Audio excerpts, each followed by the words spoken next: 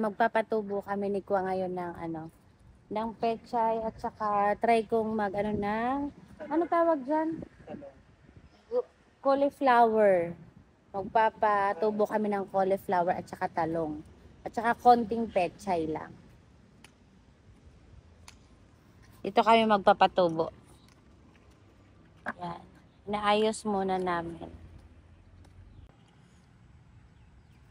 Yung mga pechay dito tinanggal ko na kasi nga magdadalawang buwan na yun. So, kailangan na talaga siyang tanggalin. Tsaka gulayin. So, ngayon mag-aano muna ako ng konti lang. Konti lang. At saka try kong mag-ano ng cauliflower. Medyo mainit ngayon dito sa atin. So, tapos susubukan ko lang magtanim nito kung makakabuhay ako. Ayan, susubukan ko magtanim nito kung makakabuhay ako. Tapos meron ako dito, ayan, talong. Masarap kasi ang talong eh. Para kompleto na ang aking pangsigang.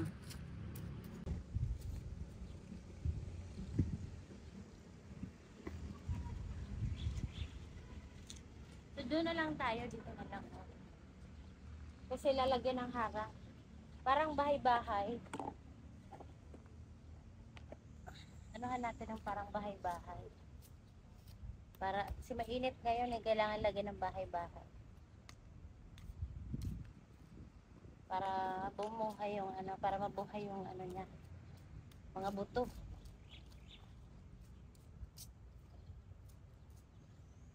Kailangan durugin din yung niya. Yung lupa.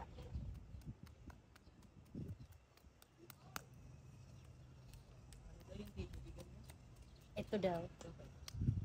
3 times a day daw. Cauliflower. Binigay niya daw. Sabi ng kapitbahay namin, binigay niya daw ng 3 times a day. Yung cauliflower pag nabuhay.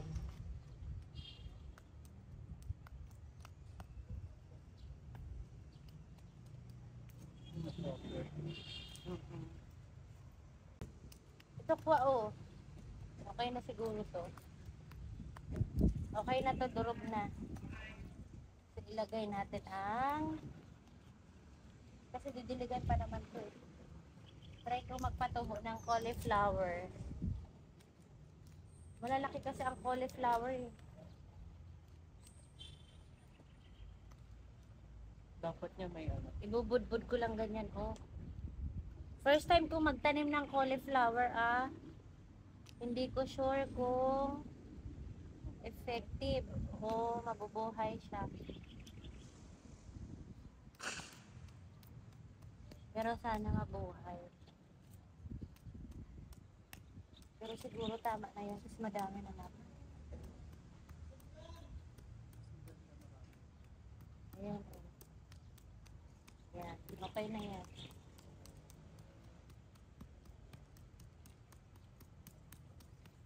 Yung naman talong. Yung talong naman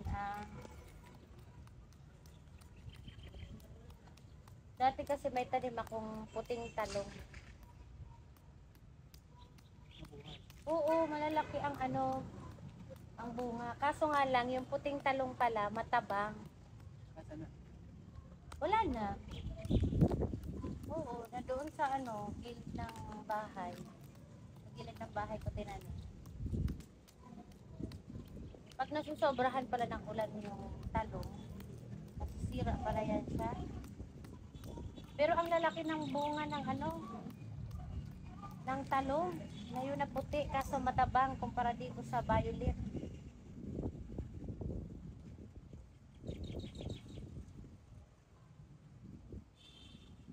Matabang siya. Sana mabuhay. Maganda kasi pag malalayo, hindi matatamaan yung ugat. Pag parang masyadong marami na. Ako mamaya mag-negosyo na tayo nito. Oo.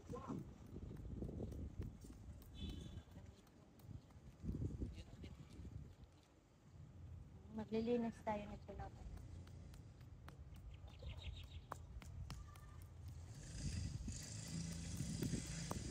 Ubusin natin.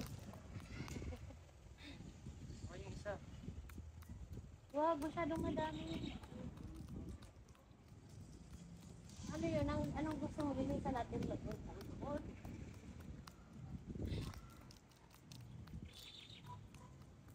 Malilipat ko. Ililipat ko. Oo.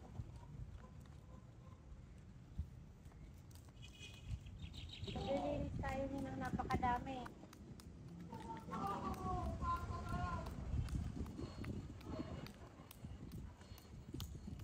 Na-try ko lang. O dito, cauliflower ulit. Kaso kailangan mo kumuha doon ng ano,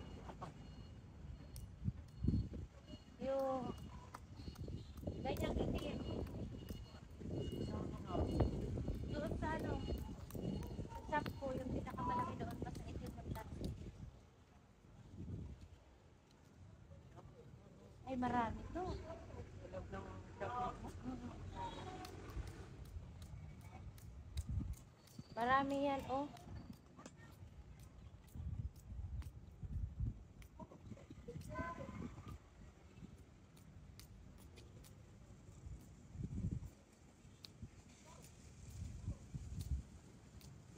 Ito, pechay. Konti lang. Pero marami pa rin to, oh. Baka kenchay to, hindi ko alam kung ano.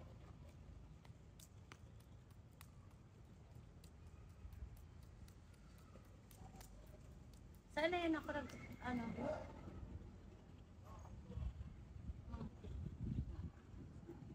Ano to?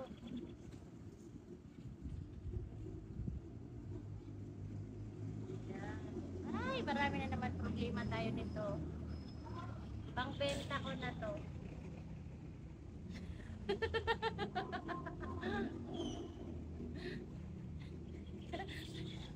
Problema. Yan. Baka na ng tubig. Diligan na natin.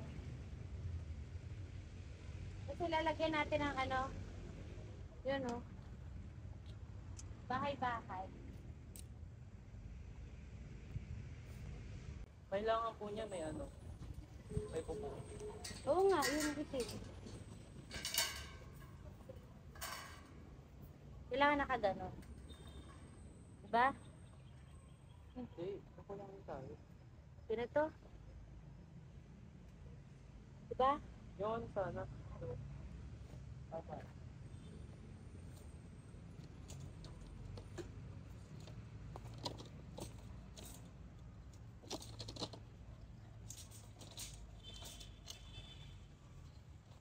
Lalagyan namin ng ano bubong. Para ano. Ito.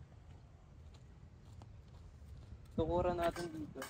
Hanggang ganyan lang para hindi maano. Tapos ito ipapatong natin. Para maganda.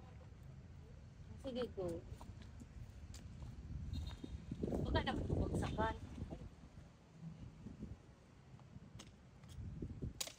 Jesus! Hindi naman pantay.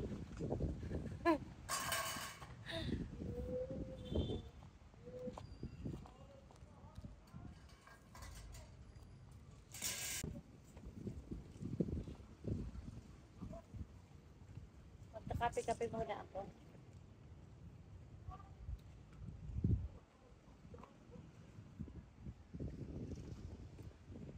Kuha ako ng tubig kasi didiligan ko na.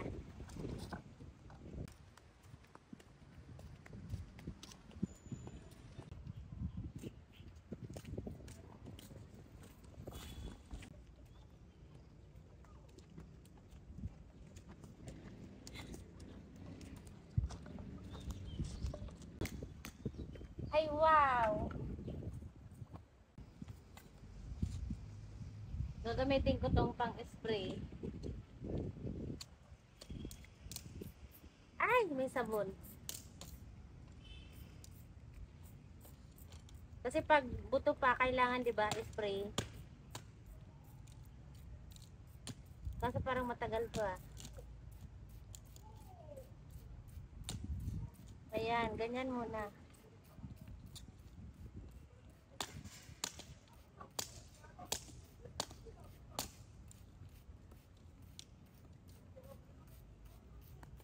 Pagka dumami to, ibibenta namin to sa mga kapitbahay ko.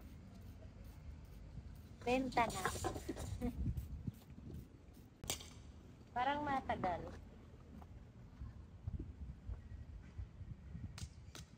Oh. Pagka ano lang pala yun. Lumulubog sa lupa eh.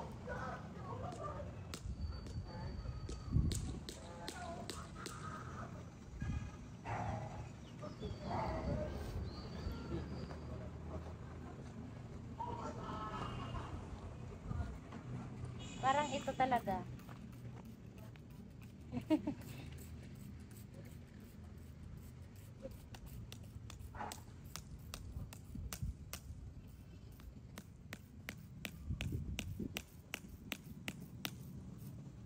Yan, ganyan, spray lang.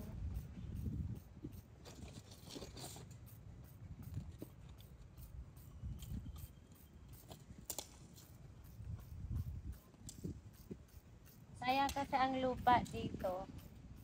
Hindi na pa napapakinabangan. Nadadamuhan lang, tapos maraming ahas. Kaya mas maganda tanim-taniman.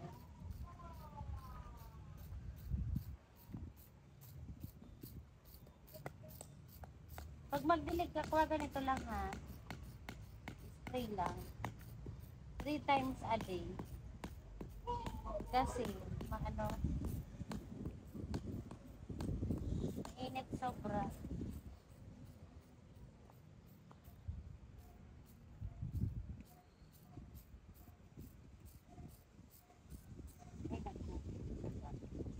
Pangtanghali. Okay. Okay na yan, lulubog naman yan sila.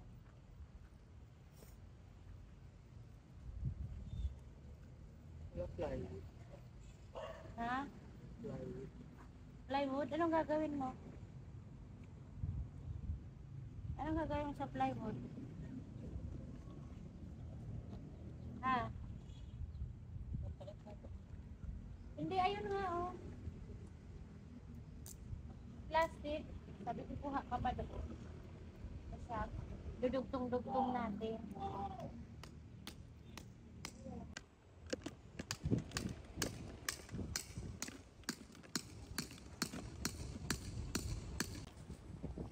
Gagawa namin ang bahay-bahay. Panibagong tanim. Malawak tong matataniman na to.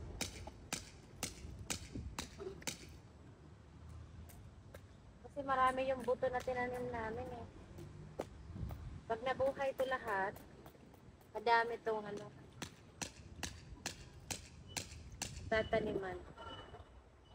Yari kami nito. Maglilinis kami nito ng tataniman. Sariwa. Saan kayo nagpunta yan si Joshua? Si Joshua pala, pamangkin ko yan si Joshua. Dito na yung nakatira sa akin. Okay na. Yan na siya, oh. Oh. Lalagyan na lang namin siya ng bubong. Kasi sobrang init ngayon. Baka maluto siya. Feeling ko talaga mag-aano pa tayo. Kailangan hiwain yan. Feeling ko kailangan lakihan natin tong ano. Kasi malawak yan eh. Marami yan eh. Pang merienda namin yan ni Kwa pag ano na. Lumaki na. Diba Kwa? Kwa?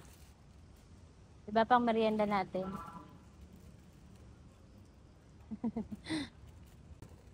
'Di ba pag ano inaano ang plastic na dikit sila? Try kaya natin. Anuhan ng lighter. O itatali mo na lang. Sus! Hindi ganyan. Hindi ganyan. Sa ibabaw. Ito binit. Init. Feeling ko kailangan natin yan, no? Kailangan natin pantali. Yan. Huwag mong putulin kasi iikot-ikot na lang natin. Huwag mong putulin. Iikot-ikot na lang natin ganun. Hindi, ikot-ikot natin tapos yan, ganon, pag ganyan. Para itong plastic ibabaw natin. Diba?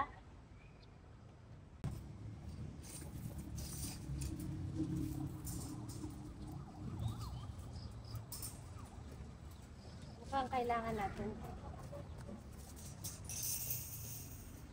Dan, dan, dan. Tatalian natin dito. Kaso baka mamaya malaglag.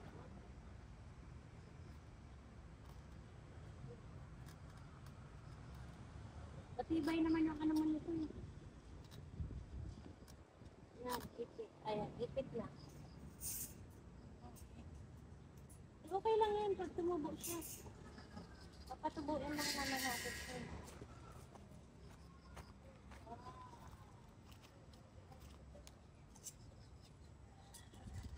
Para may makapitan lang yan.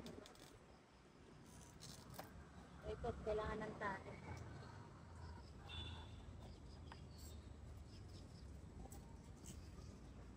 Kaya pag ganun ko, ay akin na nga yung tali. Ano natin, buhod natin ganun. Pag ganun, para hindi na tayo mag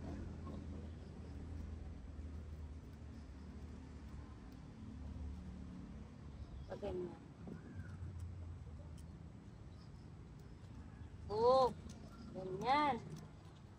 Oh, Oh, oh, ayun pa. tapo.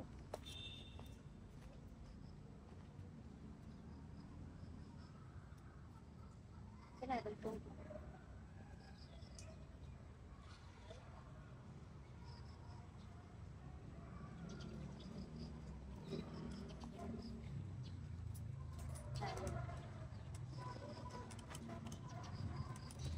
Yan.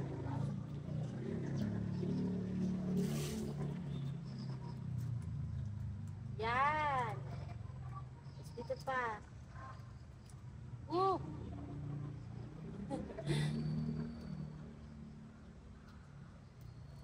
Mahigis. Yan. Dito. Yan.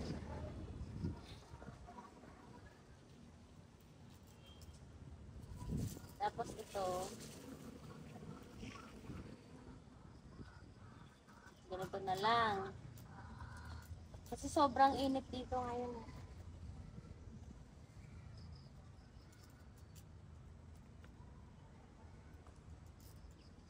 Kaya kailangan ano.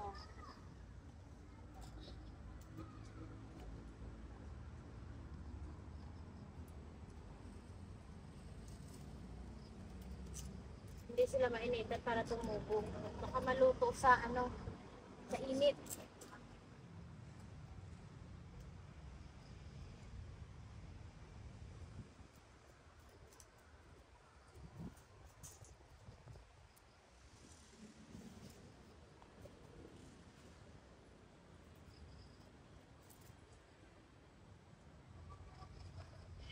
Kailangan mahigpit.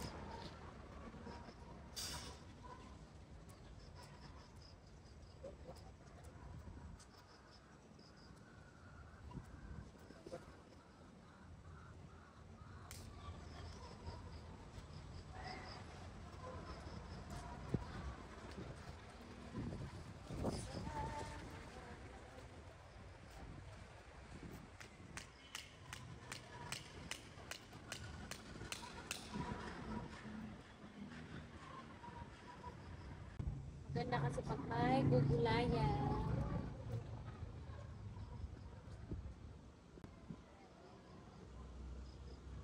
Pwede yan, basta maano.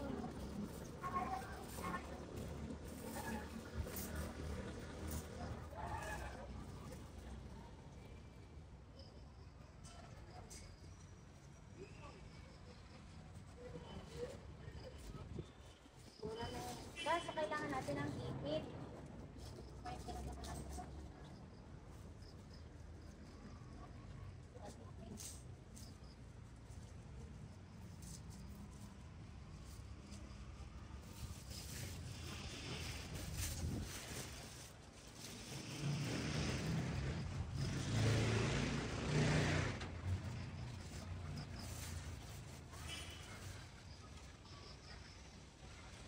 Sana mabuhay.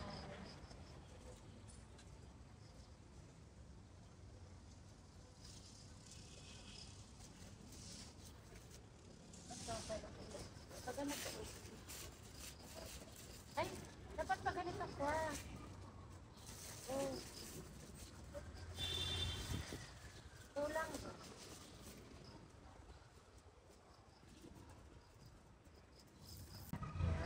Pwede na yan. Iba-iba.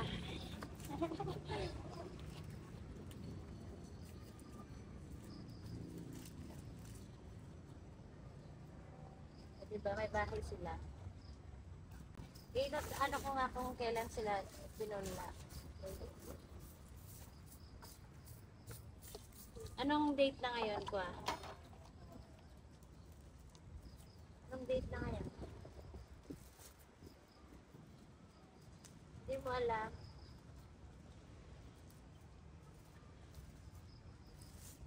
Kalimutan na ni Joshua ang ano, petsa. Pati ako nakalimutan ko na rin. Ah! Sakto lang.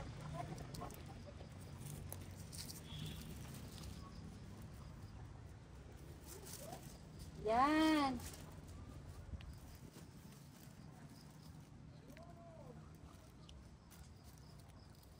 May tikit yan.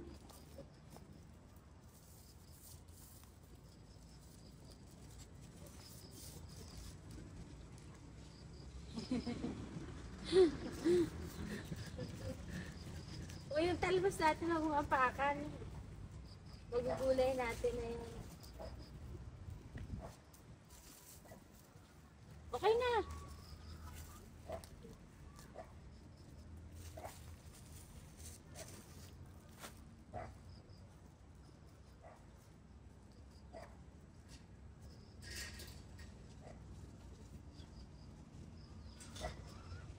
Mabigat na yan. Baka lulundog yan.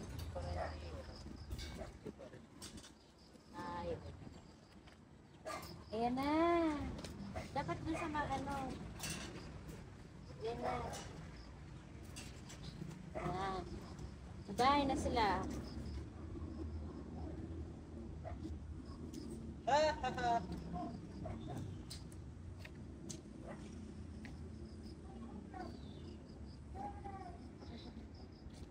Tapos ngayon, magdidilig naman. Ayan na. Okay na. Bahay-bahay. Oh. After 5 days, tignan natin kung tutubo to. Ayan na ang aming mini garden.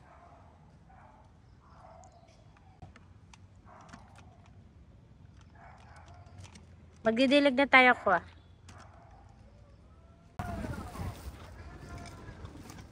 May tira pang plastic.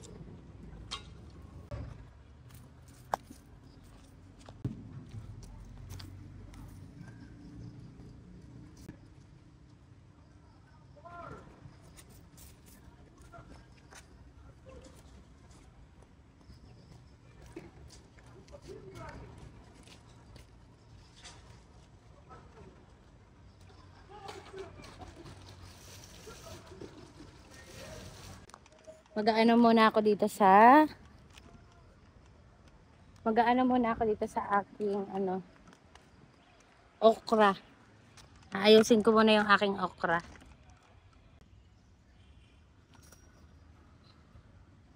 Ayusin ko muna. Maya-maya uuwi na rin ako.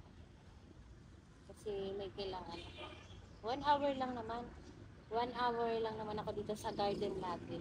Every day yan, 1 hour lang. Tuwing hapon or umaga. Wah! Wah! Nalagyan mo ng abono tong ano? Okra? Nalagyan mo?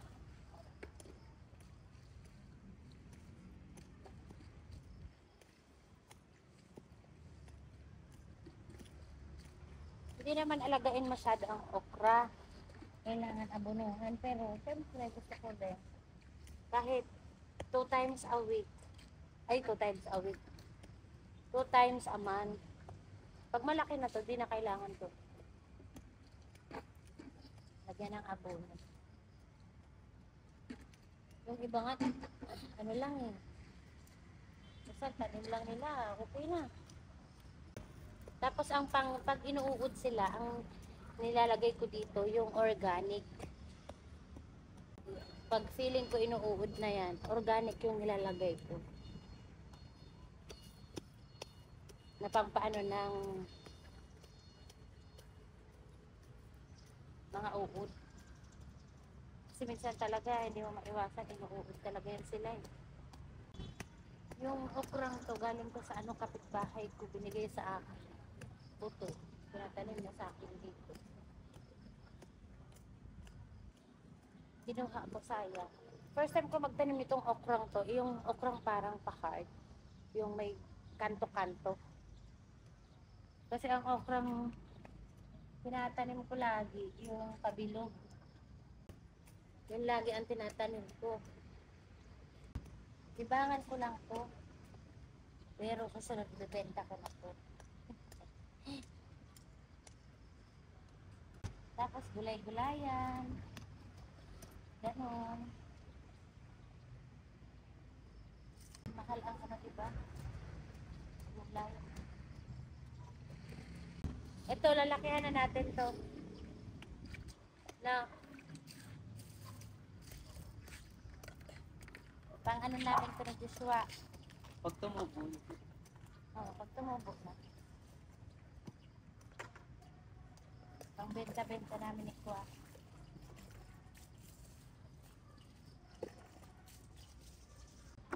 Para lalong lumaki daw ang okra. Tanggalan ng dahon sa baba.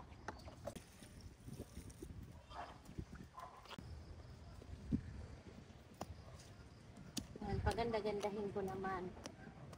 Kahit malalaki na sila. Marami ko dati eh. Kasi kinuha ko na. Kasi magtatanim nga ako ng broccoli at saka talong. Tanggalan ko lang ng dahon. Para lalong lumaki yung yung ibang dahon.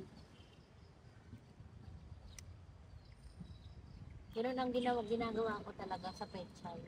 Para lumaki. Yung mga susunod na dahon niya.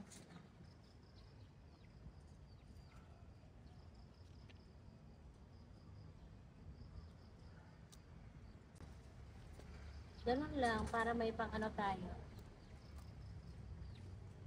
Gulayin. Pag kailangan natin ng gulay, di na kailangan pumunta palengke. Kasi mahal na ngayon ang mga gulay.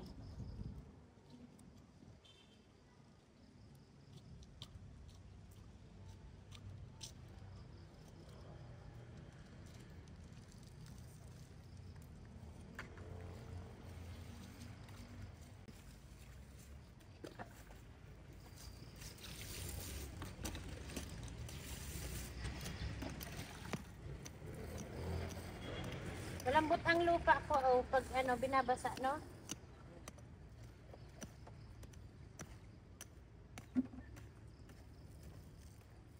Sana mabuhay yung broccoli natin. Paborito yan ng mga kapitbahay ko.